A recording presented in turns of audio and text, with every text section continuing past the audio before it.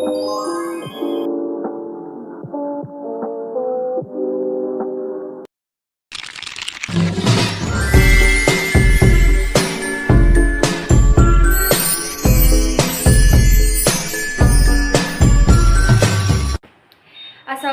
warahmatullahi wabarakatuh. Perkenalkan, nama saya Nadia Vega dengan NIM 240130034. Tujuan saya membuat video ini untuk memenuhi tugas mata kuliah berbicara dialektif yang diampu oleh Bapak dosen Rudi Karma SPD MPD.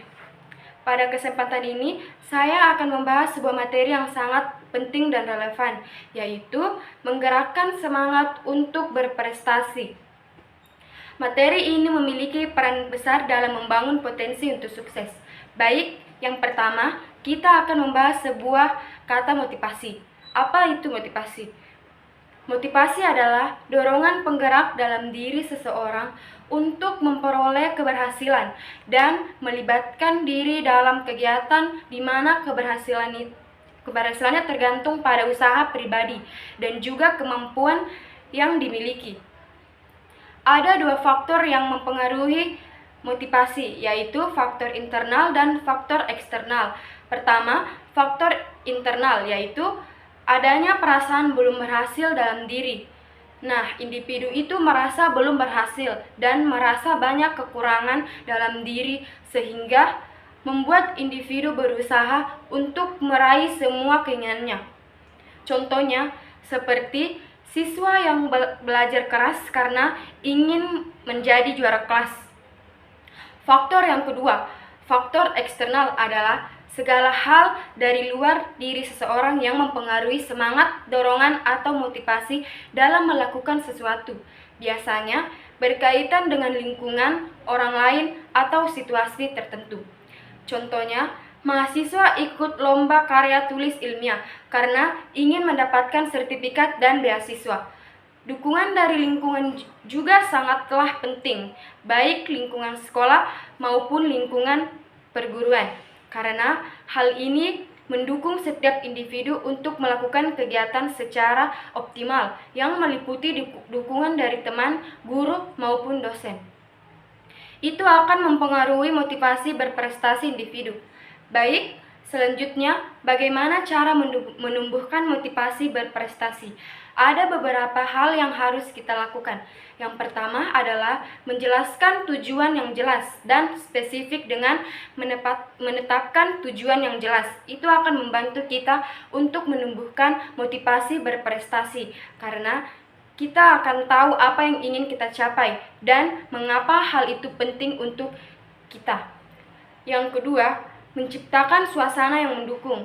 Dengan menciptakan suasana yang mendukung di lingkungan belajar, maka kita akan dapat membantu untuk menumbuhkan motivasi berprestasi. Ini termaksud dengan menciptakan suasana yang tenang, teratur, dan juga nyaman buat kita. Nah, yang terakhir, menemukan sumber motivasi yang tepat. Ini akan membantu kita untuk menumbuhkan motivasi berprestasi. Selanjutnya, salah satu masalah yang sering ditemui di setiap individu adalah tentang kehilangan motivasi. Salah satunya adalah overthinking, demotivasi, dan tidak bersemangat dalam belajar. Jadi, seseorang dapat stres di sekolah maupun di kuliah. Motivasinya hilang, jadinya dapat berpengaruh ke masalah pribadi. Nah, ada hal yang perlu dipahami, yaitu motivasi dan emosi itu saling mempengaruhi satu sama lain. Secara teori, motivasi itu adalah keadaan ketika kita melakukan sesuatu agar mencapai tujuan. Sementara emosi adalah kondisi perasaan yang lagi kita alami, dan keduanya ini sama-sama mempengaruhi perilaku kita dan mengarahkan diri kita buat melakukan sesuatu. Berikutnya, kita akan membahas bagaimana filosofi tentang motivasi. Yang pertama, pada hakikatnya, motivasi diyakini sebagai hasil penguatan atau reinforcement. Contohnya, perolehan nilai bagus akan menambah motivasi belajar siswa. Yang kedua, dorongan seseorang untuk menunjukkan bahwa dirinya positif, yaitu seseorang yang baik dalam motivasi untuk meningkatkan standar kepuasan diri. Yang ketiga, teori atribusi, menemukan dua fenomena motivasi. Yang pertama, siswa meyakini bahwa sukses atau gagal itu disebabkan oleh faktor kemampuan dan usaha dalam diri, yaitu internal. Kemudian yang kedua, siswa yang percaya bahwa berhasil atau gagal ini disebabkan oleh faktor luar dari dirinya, yaitu eksternal. Keyakinan ini yang perlu diluruskan. Seseorang individu juga harus belajar dari persepsi masyarakat bahwa seseorang itu dinilai dan dihargai karena prestasinya. Selanjutnya, teori ekspektasi. Motivasi seseorang tergantung pada besarnya kemungkinan berhasil dan bagaimana makna suatu keberhasilan itu bagi dirinya.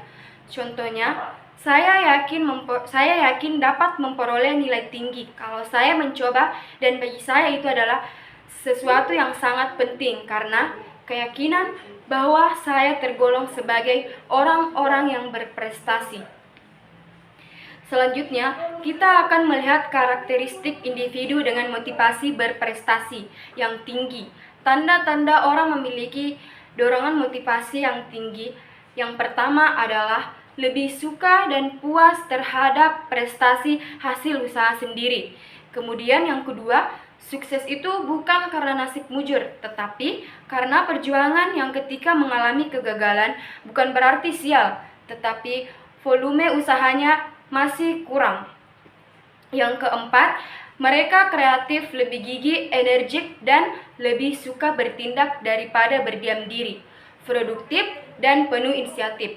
Yang kelima, suka tantangan dan memiliki tugas yang risikonya realistis sesuai kemampuan yang nyata. Dan yang keenam, selalu mengevaluasi dan mencari umpan balik untuk lebih giat belajar. Selanjutnya, bagaimana cara menumbuhkan motivasi berprestasi? Motivasi berprestasi tidak dibawa sejak lahir, tetapi sesuatu proses dipelajari dan dilatih. Baik, demikianlah materi yang bisa saya sampaikan. Semoga bermanfaat dan dapat menambah wawasan kita semua. Sebelum saya menutup, saya ingin menyampaikan sebuah motivasi. Jangan pernah berhenti belajar, karena ilmu adalah bekal terbaik untuk masa depan. Terus semangat dan jadikan setiap materi sebagai jalan menuju keberhasilan. Assalamualaikum warahmatullahi wabarakatuh.